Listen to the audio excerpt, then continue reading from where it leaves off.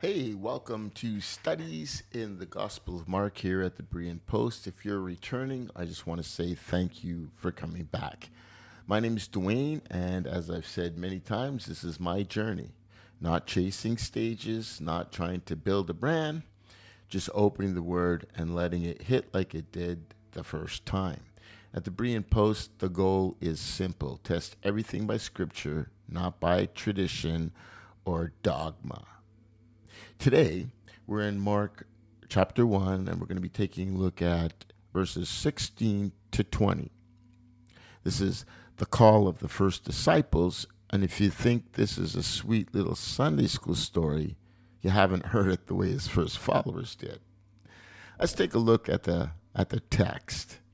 Again, this is Mark 16, chapter 1, verse 16 to 20.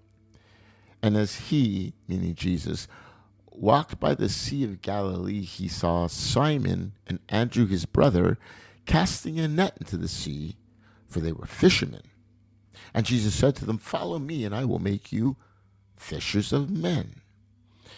Immediately they left their nets. There's that word again, immediately. I told you, it's his favorite word. They immediately left their nets and followed him. And we had gone a little further from there. He saw James, the son of Zebedee, and John, his brother, who were also in the boat mending their nets, because they were fishermen too.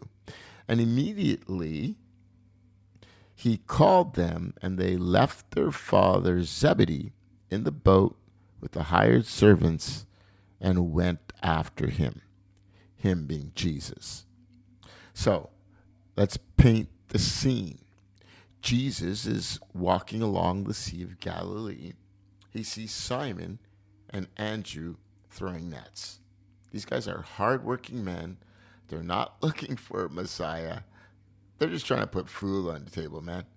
And he says to them, "Follow me, and you will become fishers of men." Now, you got to ask yourself, what kind of call is that? Not an explanation, not a contract, not even a promise of safety, just, hey, follow me.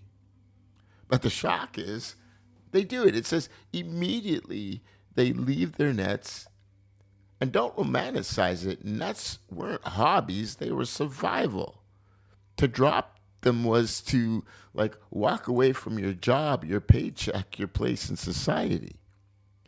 Imagine telling your family today, "Hey, I quit my career because a rabbi told me to follow him." They call you reckless, irresponsible, maybe a little delusional. And that's exactly how this would have sounded to the families of these men in the first century. Now, a few steps further down, there's James and John, and they're with their father Zebedee repairing nets, family business, general stability. In Jewish culture, staying in the family trade wasn't just smart, it was sacred. And what happens? Jesus calls and they walk out. They leave their nets, their boats, and their father just sitting there. So let's not sanitize this. To the first readers, this would have sounded outrageous. Family was survival. Abandoning kinship obligations wasn't just irresponsible, it was dishonorable. But Mark tells it flat. They left immediately.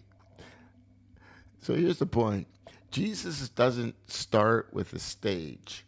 He doesn't gather a crowd and roll out a strategy. He doesn't wait for a synagogue invitation.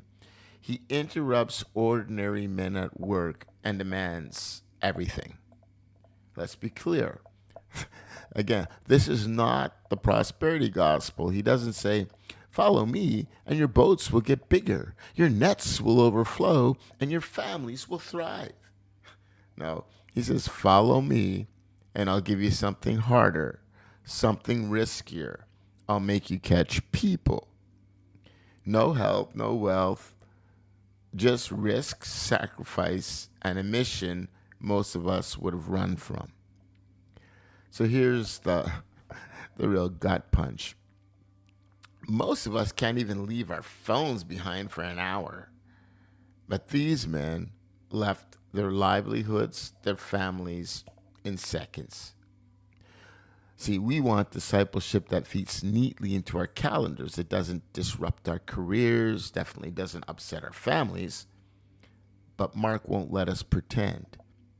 Jesus didn't offer a part time discipleship, he demanded everything. And that's the question. What nets are still in your hands? What are you gripping so tightly that you can't respond when he says, follow me? And the same question applies to me. Actually, it applies to me first. Mark doesn't give us a soft invitation. He gives us a king who walks into ordinary lives, wrecks them with a single command, come and follow me. That's our Jesus.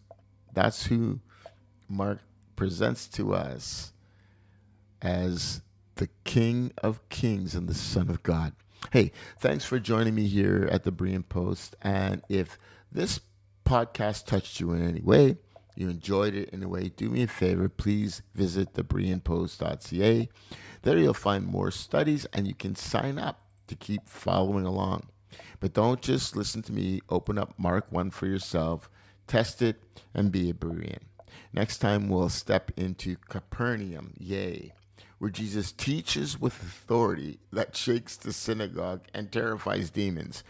But until then, friends, stay rooted in the Word and ask yourself, if he called you today, would you really drop the nets?